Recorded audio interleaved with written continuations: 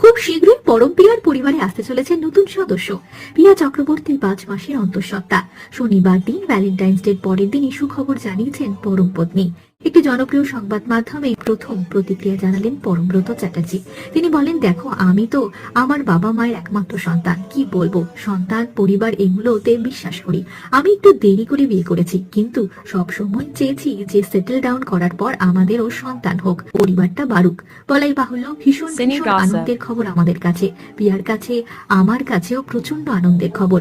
আমরা যখন প্রথম খবরটা পাই আমাদেরও মনে হয়েছিল সারা পৃথিবীকে তখনই জানিয়ে দিই, কিন্তু কিছু সতর্কতা নিতে হয়, অনেকগুলো ধাপের মধ্যে দিয়ে যেতে হয়। সেই অনেকগুলো ধাপ পেরোনোর পরে সবাইকে জানানো উচিত। আমরাও সেটাই করেছি।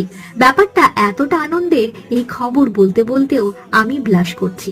একদম নতুন একটা জার্নি হতে চলেছে আমাদের জন্য। প্রথমবার আমরা দুজনেই বাবা মা হব, অভিভাবক হব। খুবই স্পেশাল হতে চলেছে আমাদের এই আগামী সময়টা। পরম পিয়ার জন্য রইল আমাদের তরফ থেকে অনেক শুভেচ্ছা, অনেক শুভকামনা।